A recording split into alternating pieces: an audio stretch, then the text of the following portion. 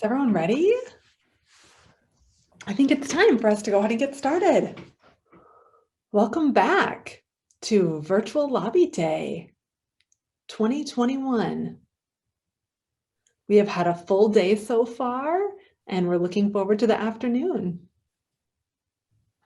I'm really excited about this topic. I'll start by introducing myself. And I have a new request to make as well. So my name is Darlene Zangara, and I am a white woman with dark curly hair, glasses, and I'm wearing a black suit coat with a black background.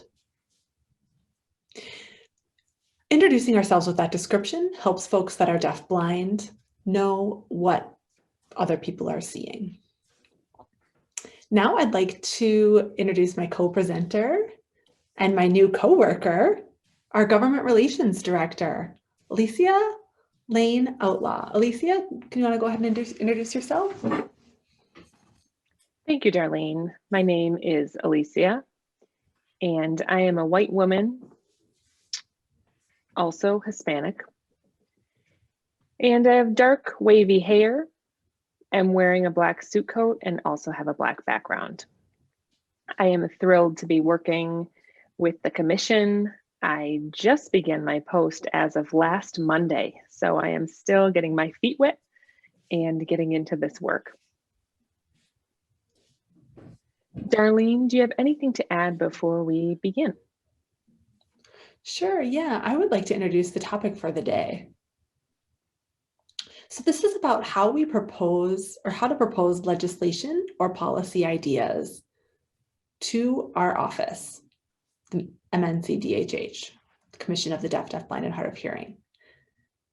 And so take it away, Alicia. So before we get started, I would like to see who's here. So if you feel comfortable, please go ahead and share your screen just for a moment or two. We can connect and then we can turn our screens off and get started. So let's take a moment.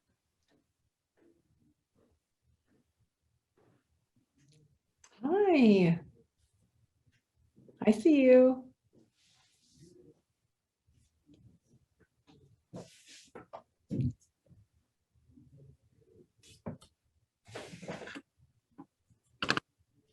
Hello, so we have about 30 participants today.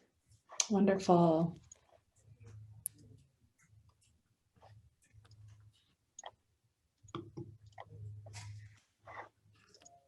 All right. So if you wouldn't mind going to the next slide.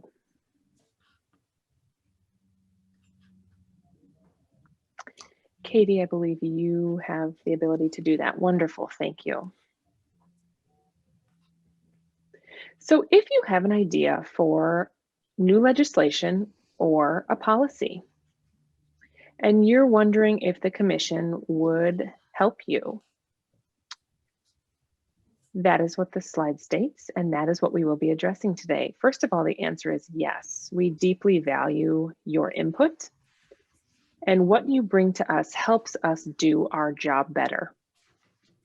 The ways in which that we will help you, we will go into in more detail throughout our session, but we would like to focus on how the commission decides which ideas and legislation and policy to support. We do that in 3 ways.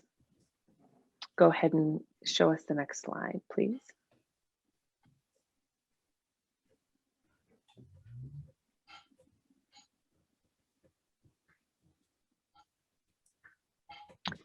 So there are 3 reasons that we work for or against a bill or a policy.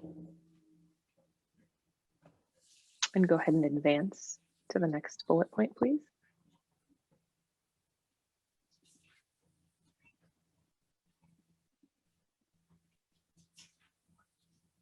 The first is that it's part of the strategic plan, and Darlene will go into that a bit further in a moment. The second reason, if you don't mind showing that, please. Someone is adding some beautiful art as we go here. Yeah, don't mind that. I see that too.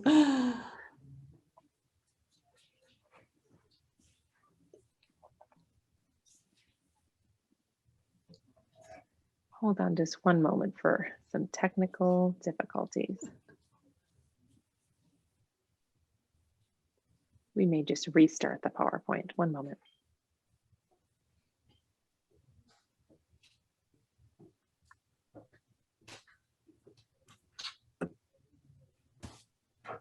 You can go ahead and click and advance to the next second reason. There we go. So the second reason would be that a close ally asks us to work on it or reaches out to us. And the third, as you can see here, there would be a threat or opportunity that we as a commission would need to react to and take some sort of action. Now I'll turn it over to Darlene to discuss our rationale and specifically reason number 1 being part of the strategic plan. Yes, so we always consider if it's part of our strategic plan, and I'll talk a little bit more about what that means. So anytime there's a bill or a policy, it may relate to our strategic plan. And it's important that we consider that before we automatically decide whether or not we support it. And the first question is there a policy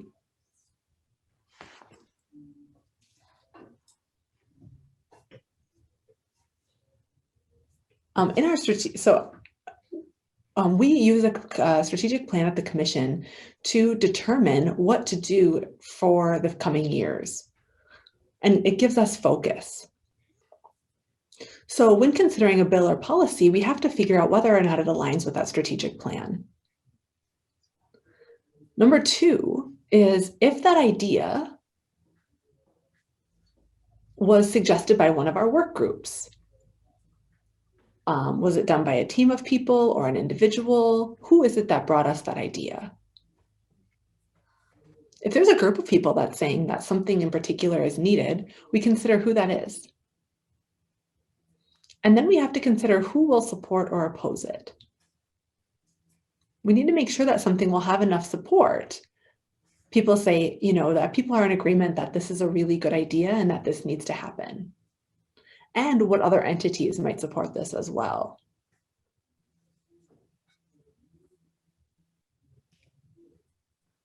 We also need to consider data. Is there enough data for us to support this? So for example, what will this change for the community? Well, let's consider, how many people in the community this will impact. We know that 20% of all people in Minnesota experience some kind of hearing loss.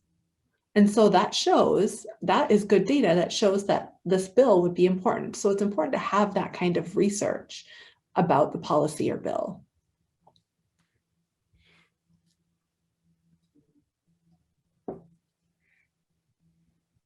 And it's important to know what kind of impact it will make.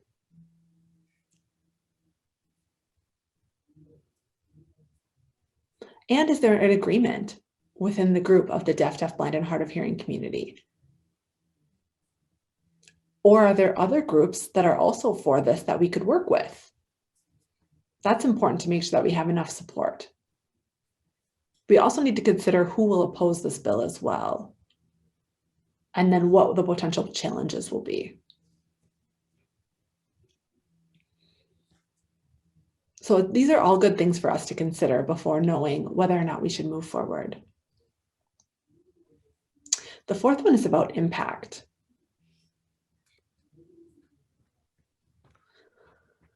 So we need to consider if this will have a huge impact on the community or just a small one. Will this advance the quality of life for our community? Will this improve services? Will this make something more safe? Will it improve people's lives for the better? We really need to consider that impact.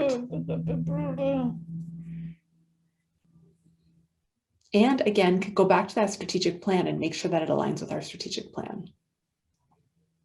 The last bullet point says, do we have enough resources to get the job done? Do we have the time? Do we have the people?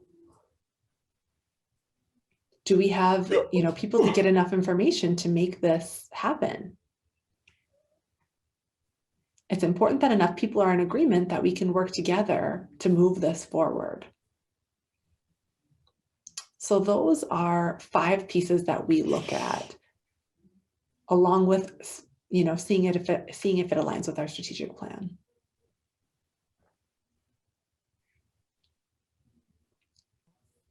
I'll turn it over to Alicia. Thank you, Darlene. So in terms of the 3 reasons, we'll move on to the second. Reason number 2 is that a close ally asks us to work on it.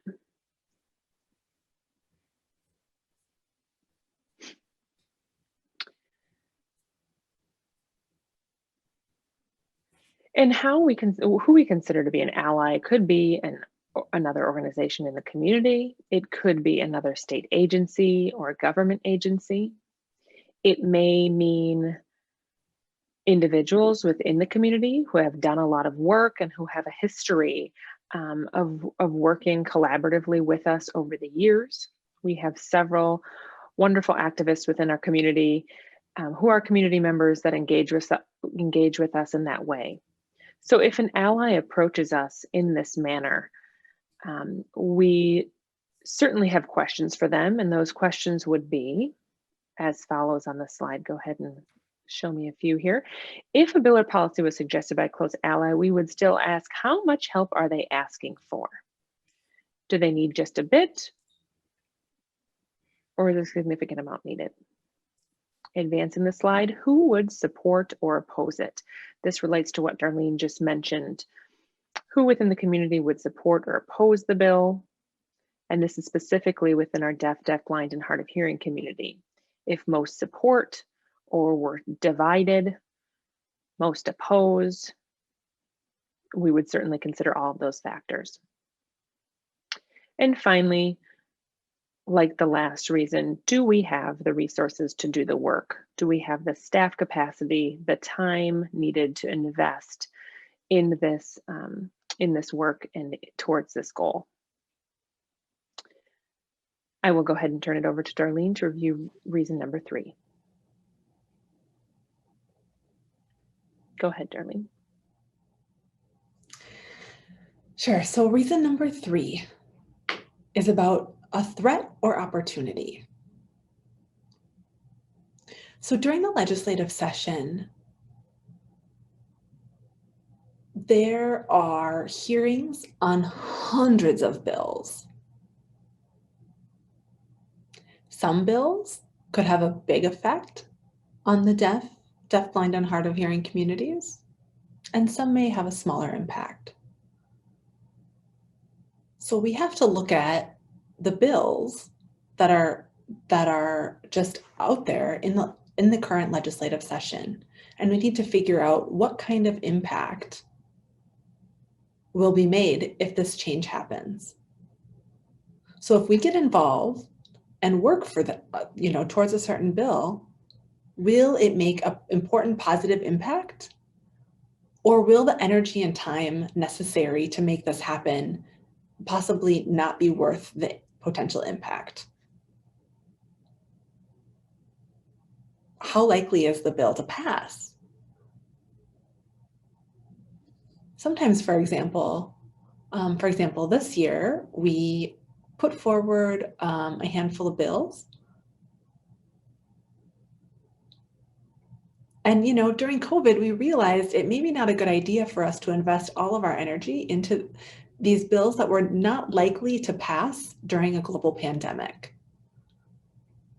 So we had to really consider our resources this year and determine that it's probably the best use of our resources to not move forward a lot of bills, even though we had ideas. We needed to consider what were our chances of having legislation pass in this current legislative session. We needed to have a pulse on what's going on within the session and what the priorities were going to be so that we knew where to invest our energy. I'll hand it off. Thank you. So if you have an idea what to do next, we will now share some tips to assist you in moving forward with your idea. The more homework that's done on your end before approaching the commission, the faster that we can get started and assist. If you're unsure what to do, we welcome you to connect with us and dialogue further and figure out what additional action or information is needed. That's just fine too. So the first tip we would like to share is explaining the problem. So identifying what problem we are attempting to solve. We want to understand why this idea is coming forward and why it's being offered. Also, we need to analyze which groups are most impacted by this problem. Sometimes community members will realize that they have a problem and certainly want to fix that, which is great.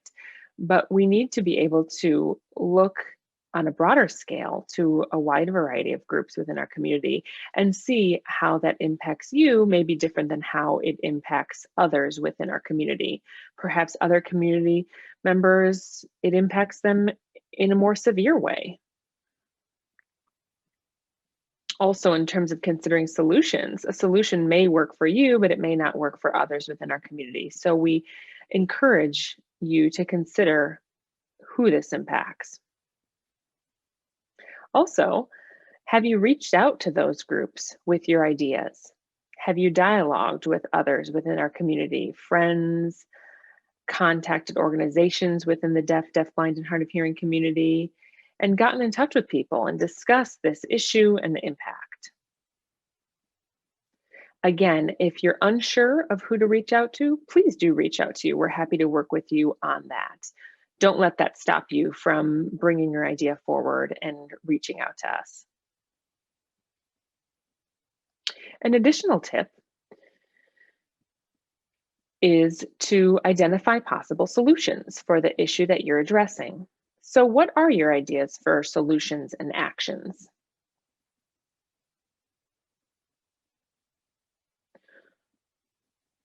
Again, identifying what type of support or opposition you might think your idea faces, and again, how that will impact others within our community.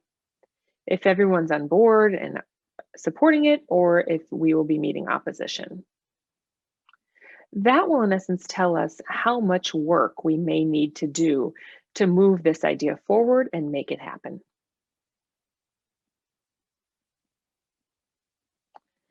Is the commission already working on a solution for your issue? And in the next slide, we'll explain further how to find that information out in particular. Our third tip is to utilize the tools on the commission's website. We are not referring to the general state legislative website. That certainly is an option, but that would need its own training in order to focus on that. I saw someone just previously discussing how complicated that website was, and they took a training and it really assisted them in understanding how to utilize the functionality of that website. Right now, we'll be focusing specifically on our commission's website. If you search our website, you will be able to view our work on past issues. And additionally, if you subscribe to our newsletter, you'll receive legislative and policy updates. I believe we also have archives of our newsletters, so you'd be able to search previous newsletters specifically for your issue. Also, you can check out our social media channels, Facebook, Twitter, Instagram, and the like. Please feel free to follow us on social media and search for information regarding issues, and of course, receive updates going forward. And finally, utilizing policy proposals, the policy proposal form to organize your thoughts. We certainly need to work on that. But if you look at our website, let me see if I can actually pull that up on my end.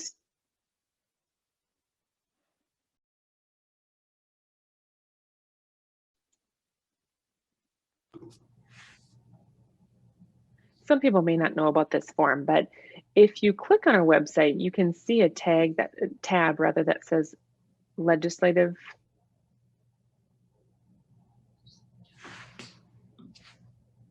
I don't know. If you click there, there are multiple videos as well as a policy proposal form.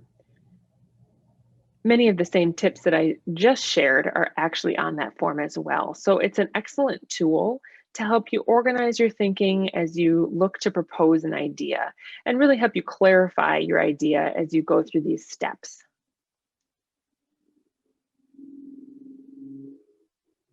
So that being said, I will turn it over to Darlene. Okay, thank you, Alicia, for that.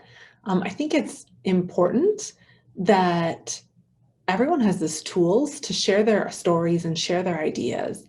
I know there are some people that feel like they want to share, but they aren't comfortable, typing something up and filling out a form. But really, there's a lot of different ways to get a hold of us.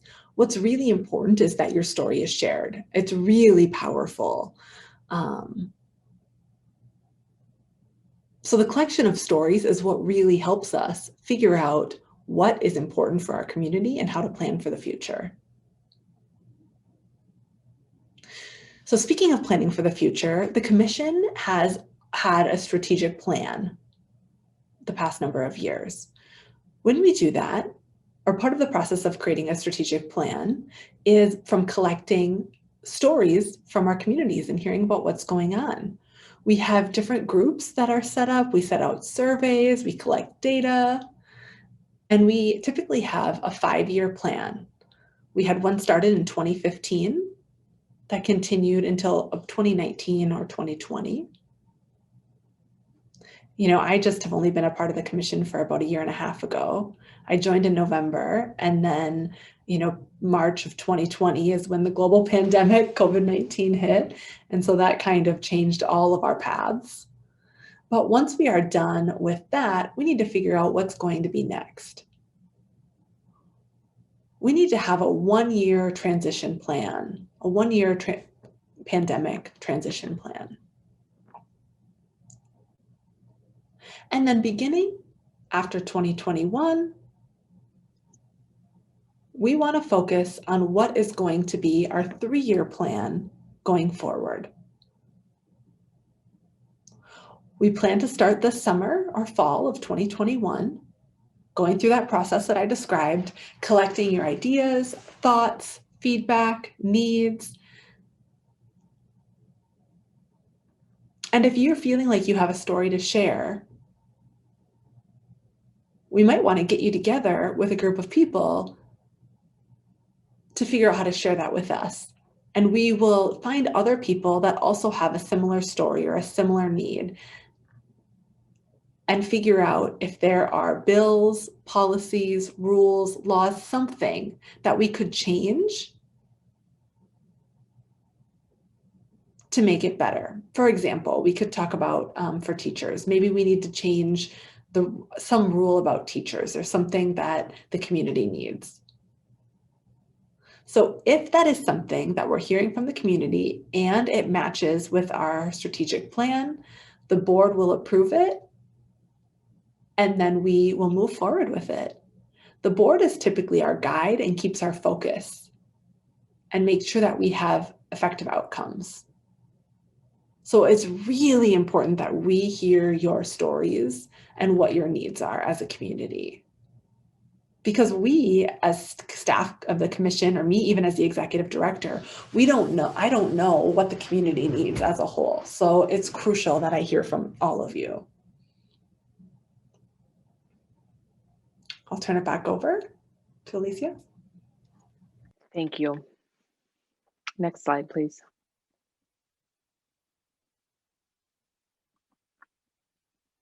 As Darlene said, it is critical that we receive your input and have your involvement. I also would like to mention another tool that's on our website. Again, on the main menu, there are multiple tabs across the top. Get Involved is one of those tabs. And if you click on it, there's a drop-down menu that would bring you to events, which you can peruse, or upcoming trainings or events that we are hosting. Additionally, you can locate your legislator, and again, subscribe to our newsletter. So that site is very important in terms of information regarding the commission. As Darlene mentioned, our website and all the tools therein are available, but also feel free to reach out and contact us at the commission. The next slide lists our staff. There are 5 of us: Darlene, Dr. Darlene Zangara, the Executive Director; myself, the Government Relations Director; Jesselyn Ackerman Frank, our Community Engagement Director; Ann Sittner Anderson, our Communications Director; and Katie Kelly Rademacher. I'm not sure how to pronounce that, but we'll check with Katie later to ensure that that is pronounced correctly. The Administrative and Logistics Coordinator. So any of our team members would be able to assist you. Please feel free to reach out to us. We could answer your question or connect you to the right person who could answer your question or assist you. We also have our contact information listed on our website, and again, social media as well. Please feel free to reach out to us via that channel. Anything else to add, Darlene? No, I think we covered everything. I would love to actually take some time to hear from the participants of this class. Maybe we can hear some stories or answer some questions. Absolutely. This is Alicia. If you have questions, please feel free to type them into the chat and/or turn your video on and ask the question in that capacity. Please feel free to use American Sign Language via video or English via the chat feature.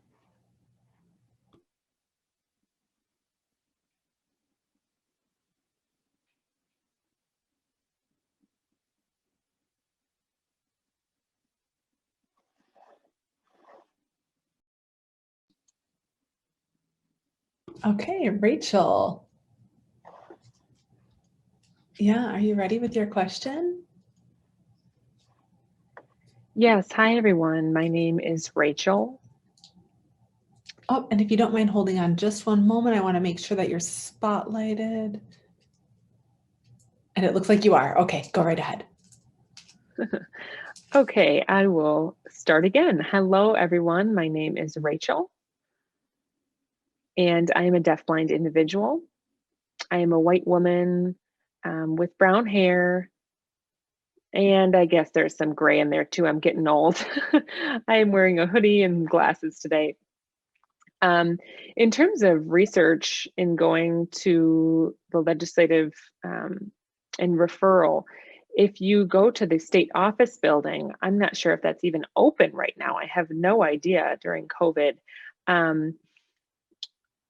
I can't even recall which floor it's on, but you can look for, you may have to look at the directory and see what number, but I know that I've been there before at the building. There is an information desk in the state office building, or it may be another office, but I believe it was on the 2nd floor of maybe the Capitol building. Shoot, I'm having a hard time remembering what year specifically it opened, if it was the Senate building, the new Senate building, or the state office building. Anyway, if you're interested in doing that type of research, you could request a legislative assistant to look into that. And if you have a specific issue, for example, transportation, and you are interested in reaching out to the Department of Transportation, for example, you could check to see if there's a law on the books regarding what your issue is or what you're thinking about. And if there's a work group focusing on that transportation issue, because there are a lot of special interest groups, and of course, not all of them, are at the same level, but there's certainly boards that will focus on, kids and education in certain districts, and boards that will focus on community issues if there are concerns. And then there are other issues as well, as like rural issues, and the board can focus on that. Ramsey County, for example, you could reach out to them. They have a board. You could look into transportation specifically as it relates to the metro area and the Met Council, for example. And then there's, of course, local, and then state, and then federal organizations that you could contact. So there are a lot of different levels in terms of it's almost like a layer cake, if you can kind of think of it that way. It is.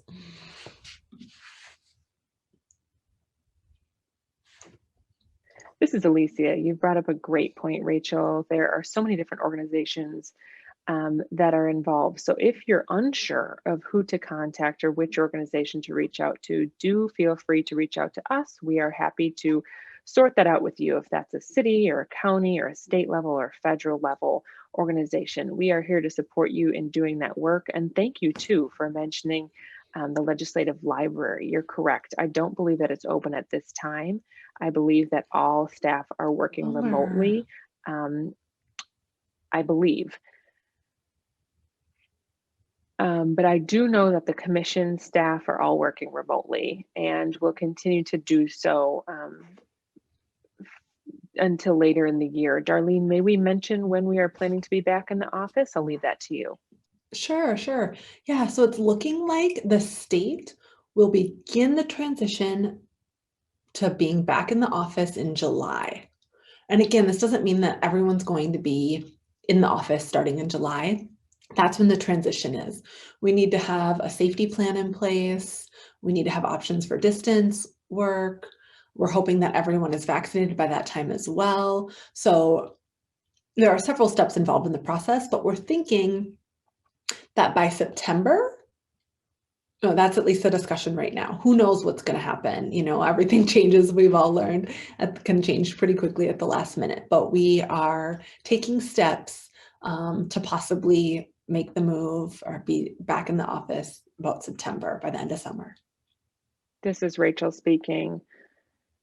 Yes, it's been so sleepy around town. If you go around town, there's been not a lot going on except for at the court building, of course. Well, we're hoping that, people get vaccinated, and we will also be sending out some information about vaccinations. If people have not been able to access a vaccination yet, you can call our office. This Saturday, April 24th, at Metro Deaf School, they are set up to have deaf, blind, and hard of hearing folks with interpreters and text materials, tactile interpreters ready for appointments. So again, there'll be some more information on our website or in our office about that. So let us know. It is important that we put safety first, even though I know it's been a hard year. And again, thank you, Rachel. Those were some really important points that you made.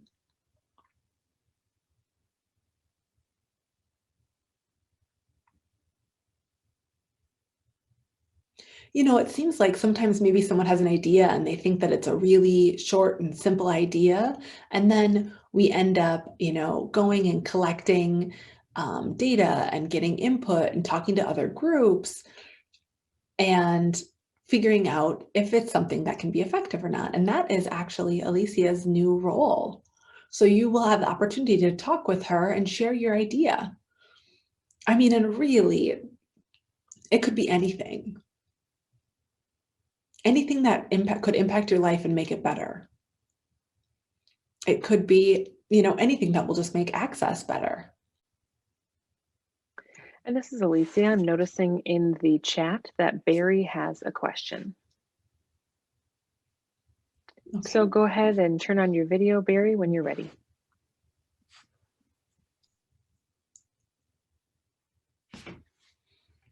Hi there. Yeah, this is Barry. I am deafblind. And last week we had a meeting with the commission and MADC about vaccinations. And they announced that April 24th date. But there haven't been enough detail. There wasn't enough details on Monday, yesterday. There wasn't really an announcement about the plan. I was hoping that there would be some more information. For example, what communication access is going to look like. How do I make an appointment? Is there a link or something? Will it be through my chart? Yeah, so there's some talk about that April 24th, and I just was hoping that we could get some more information. Is it only up to 100 people, I believe, that are allowed to get vaccinated that day? I just, again, I'm looking for any additional information about that. The deafblind community really needs to know, and seniors, especially deafblind seniors, they just need a little bit more explanation, some more details. And that's all. And this is Darlene. Thank you, Barry. Yeah, I appreciate your comment. So yesterday there was a meeting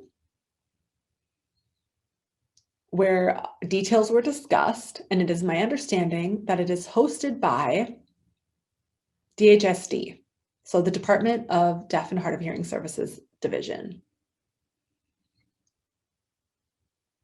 So they will be sharing the details, and I can try to summarize some of them. You're right. They have 100 doses, and that is just the number that they're starting with. I'm not 100% sure if there are that many people that need a vaccine. I think that they wanted to, make sure to not have any waste. So it's important to make sure that there's a plan.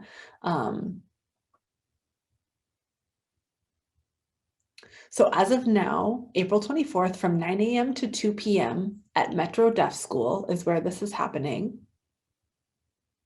You can call on the video phone or go online and make an appointment. There'll be several questions that they will ask you about your name and address. And then any accommodations you might need. If you need tactile interpreters, cart, braille material, whatever you need. So they want to make sure that there's no communication barriers. For the second shot, that will happen 1 month later. And I apologize, I can't remember the date of the second shot at this time, but that will be set up as well. There also will be another clinic in Faribault in May. And there'll be more information to come about that soon. I don't think details have been determined about that.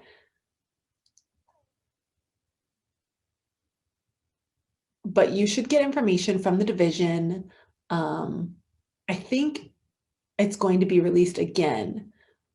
So hopefully, Barry, you'll see that. And this is Barry. So that I will be able to receive that information. Okay, thank you. And this is Darlene. So going back to proposing an idea to the commission, does anyone have any questions or comments or ideas that they want to share?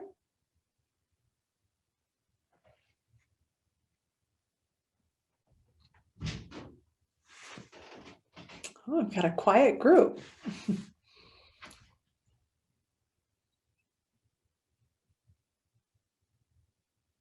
I guess we've got some shy participants here today. This is Alicia. Or maybe we just have very experienced participants and they have no additional questions. Yeah, I just want to make sure that everyone has an opportunity. I see some Jim maybe shaking their head. Well, if you have any questions that come up later, feel free to contact us. Again, we mentioned our website. There's a place where you can type in your ideas if you'd like, or you can just call our office.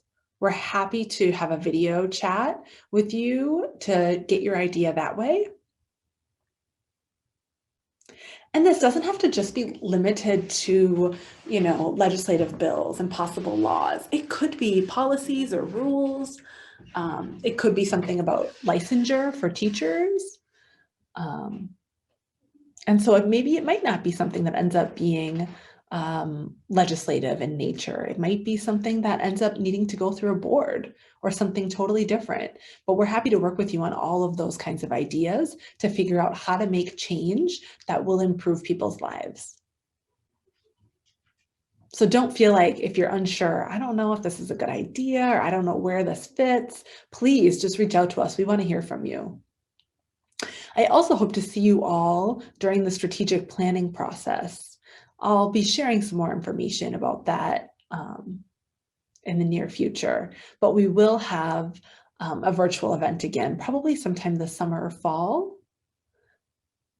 But we need to have a good plan to set us on a healthy track for the future. And like I said before, there's no way that I or any of our staff would come up with a strategic plan on our own.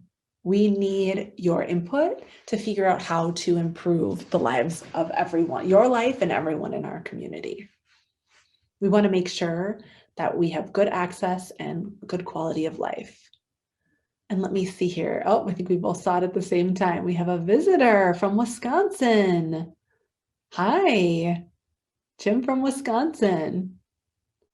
I was interested to see why you folks in Minnesota were so much more effective than we are in Wisconsin on legislation. Well, I hope you found some ideas and are able to bring those back to Wisconsin, Jim. All right, Alicia, do you have any other comments you want to share? I do have one more announcement before we close, but I wanted to give you an opportunity of the floor. I'll just add in terms of the policies that the licensure, the teacher licensure, for example, the law is very general and is very big idea. And then the policies get into the details of how things are implemented and how information is disseminated. And so part of the process, it is part of the process, but it's a separate process. And so if you're unsure of if your idea is at the law level or is more policy driven, again, please feel free to reach out to us and we are more than happy to help you parse through that. Okay, well, before we wrap up, I'll let you know that Alicia and I will stick around if you have any other questions that you want to answer in a smaller group. I have an unfortunate announcement. We just learned that the jury for the Derek Chauvin case will be announcing the verdict between 3 and 4. And so we want to make sure that everyone stays safe. If anyone, is able to, needs to get home safe, they need to leave. We have interpreters that are out and about. I know tonight we have our 36th anniversary, but we may end up postponing that. I think we're concerned, people want to be able to watch the news and stay informed about what's going on with our community. Safety is of the utmost importance. So we don't want to take your time away and have you miss our ceremony because you're watching the news or vice versa. So we will probably pick a later date to release that film, and we'll share that in the newsletter whenever the new date is for that. Does anyone have any questions about that announcement?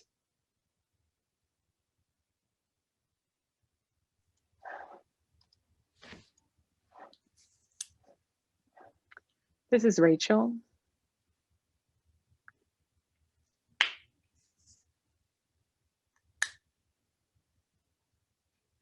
Okay, so seeing none, I guess Alicia and I will stay on for a little while. If anyone has any questions, feel free to connect with us.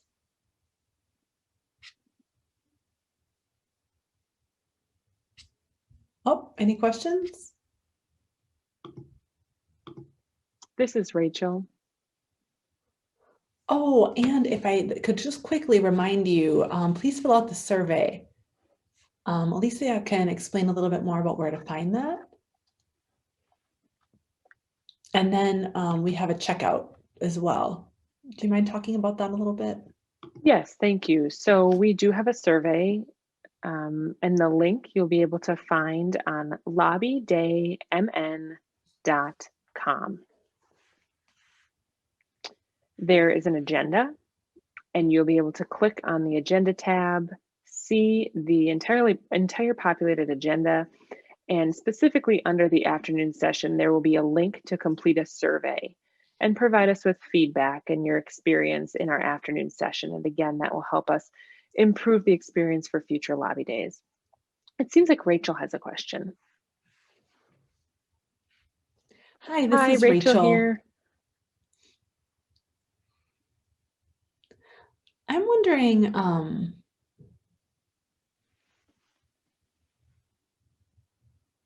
if a person can just have an idea and meet with their legislature and then work together and do some research about it. I'm wondering, you know, about if it has to be like a grassroots group or lobbyists, or a government agency, you know, like Alicia. Sorry, I missed your sign name. Okay, there. Okay, great. Or a big company like Target or something. I know there's all kinds of different legislative assistants and lobbyists, and I don't know. I'm just trying to figure out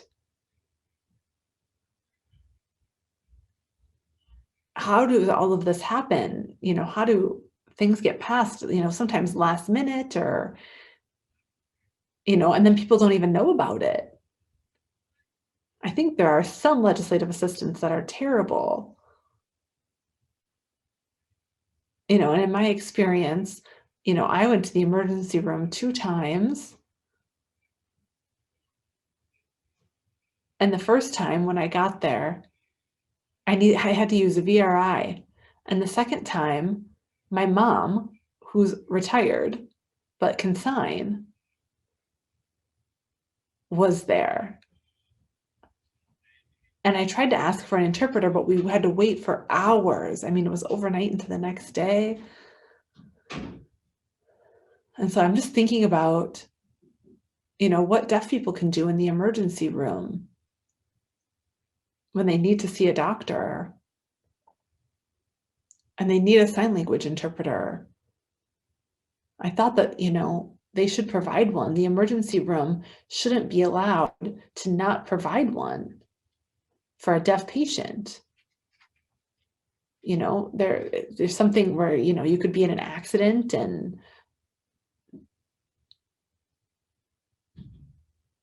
then, you know, you need an interpreter ready quickly and not have to sit and wait if you're in a severe accident.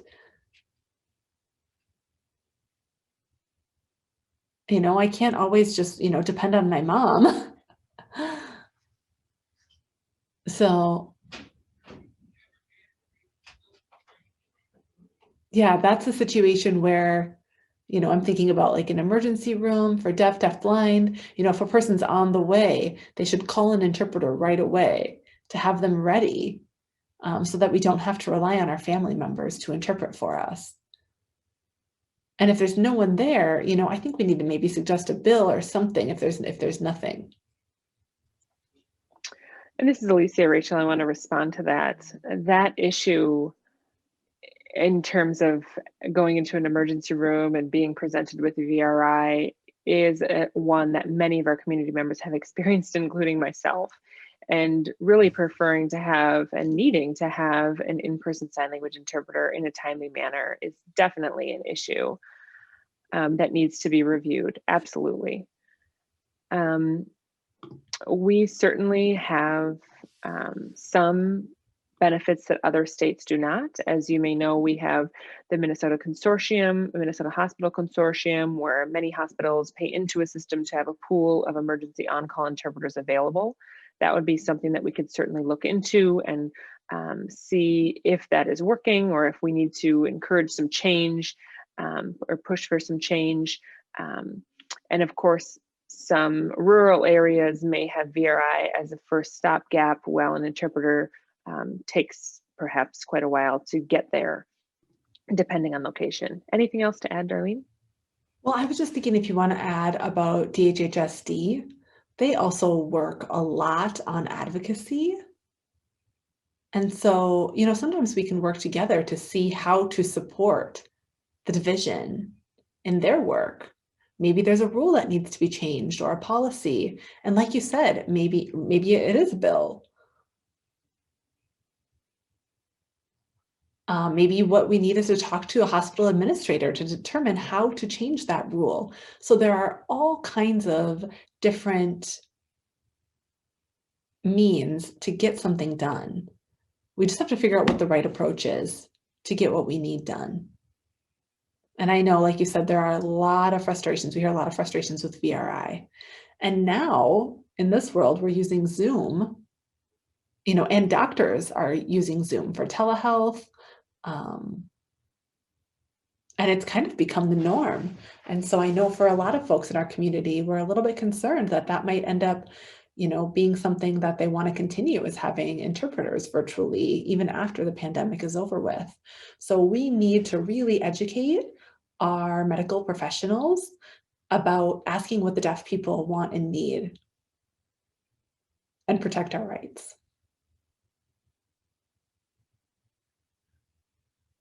I think it said here that Barry had a question. Thank you, Rachel. I appreciate your comments and question. Hi there, Barry here. You mentioned about the licensure, and having different types of licensure in terms of teachers, ASL interpreters, various licensures. Is there a specific committee that's focusing on ASL interpreter licensure? I'm so sorry, Barry, could you back up because you weren't spotlighted at the beginning of your comment? Could you back up? I want to make sure I hear your whole question.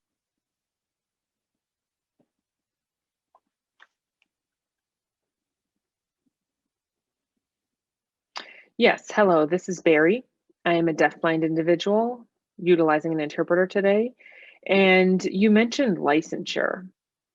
And I'm wondering if there's a specific committee focusing on licensure. I know there's teaching licenses as well as American Sign Language interpreting licensure. I'm wondering if there's one committee that's responsible for each type of licensure. And specifically on the ASL interpreter licensure, I'm wondering what committee focuses on that, or if it's a separate issue entirely. If you don't mind clarifying in regards to a licensure committee. Got it. Okay, thank you for that.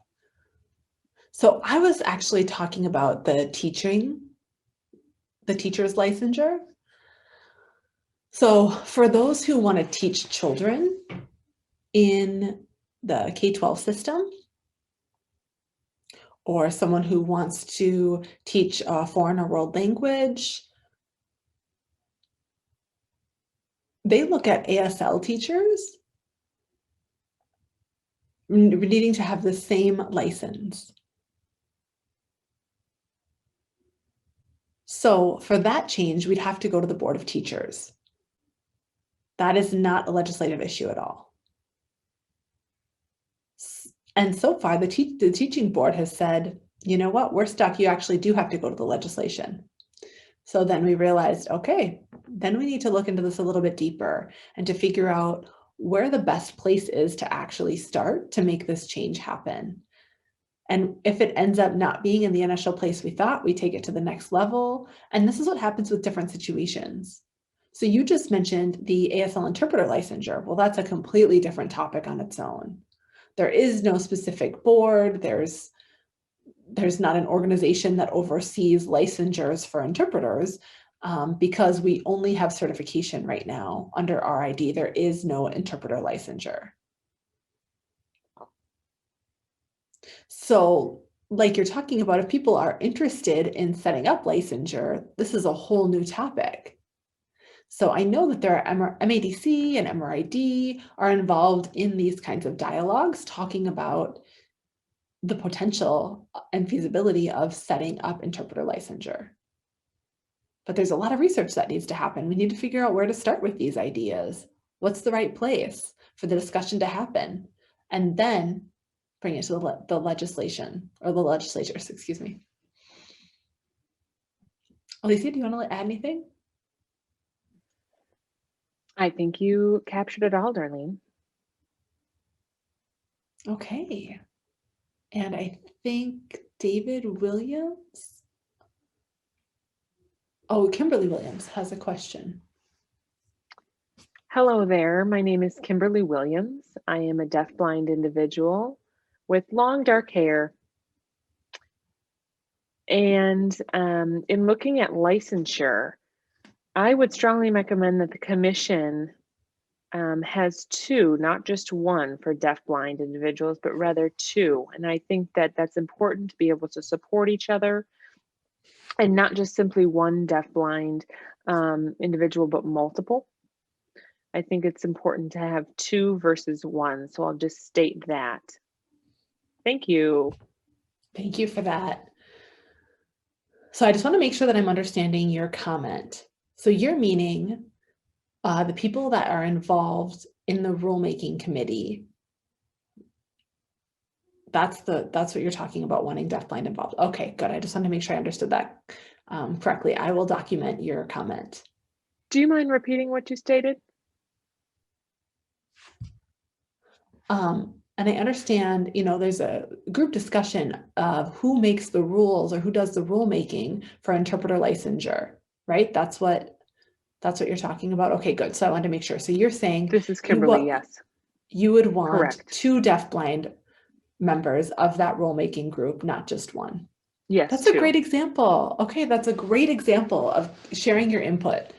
That's the kind of thing we want to hear. So thank you so much. I appreciate that. Absolutely. Anyone else? Yeah, thank you. Anyone else?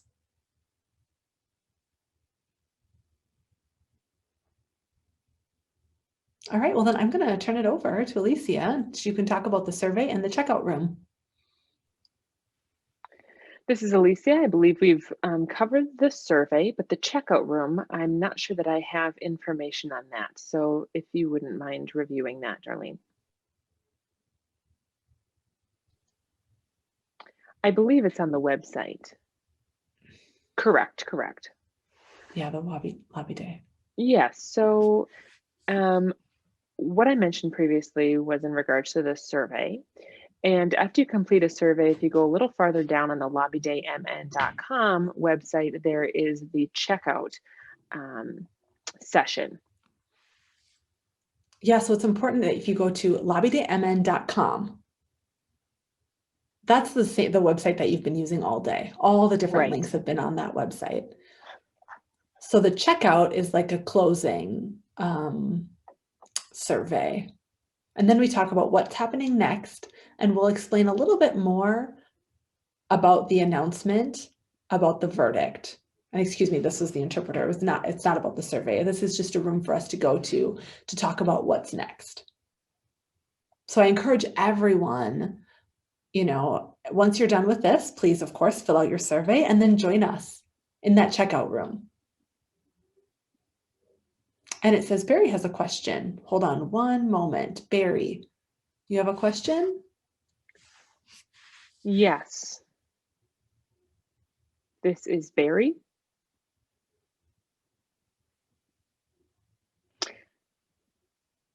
Hello, Barry here. My concern is in regards to the commission and specifically the board. Wondering, for those who have been appointed to the board, it seems like there are so many deaf and hearing individuals and only one deafblind individual. I think it'd be great to have at least 2 deafblind individuals.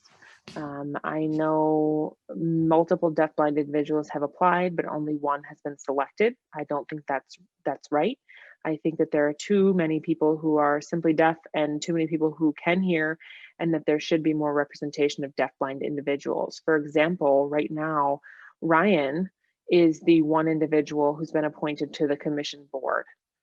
And there have been a few deafblind individuals who have applied rather, but have not been motivated, have been highly motivated, but not been selected or appointed. And again, in looking at the board makeup, there are a lot of deaf individuals and a lot of hearing individuals, but I think we need to consider who designs the board and who makes those determinations specifically for the board, and why more deafblind individuals have not been seated on the board. One is simply not enough. Thank you. Thank you for that, Barry. I hear you. So your comment is about the makeup of the commission's board, and those members are appointed by the governor. We have different terms. There are 7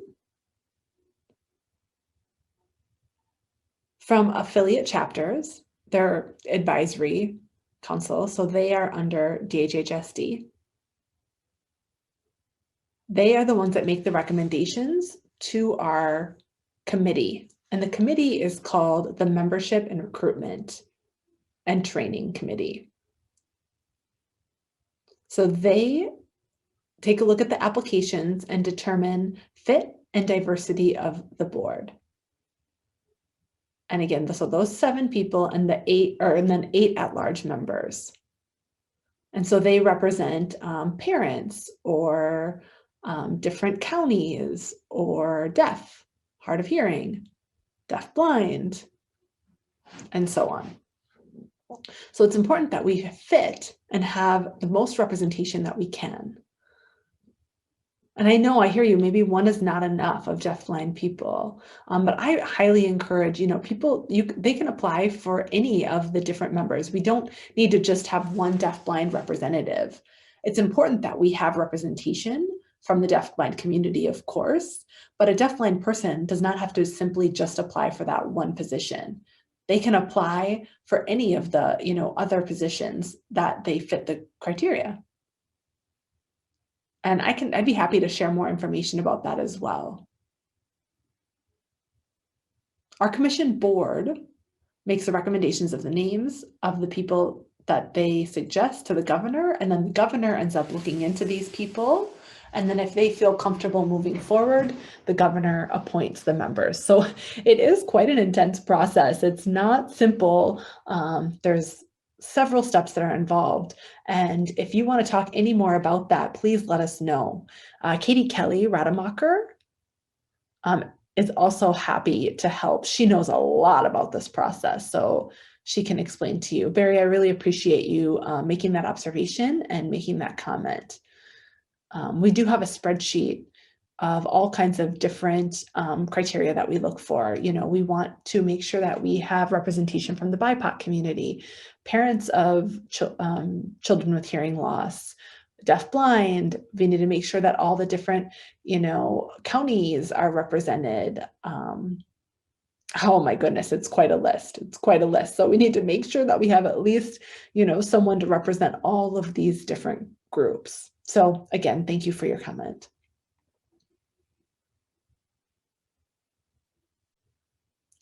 Okay. So we'll go ahead and let you go, fill out your survey, and we will see you in the checkout room. Thank you all. Thank you. Bye-bye.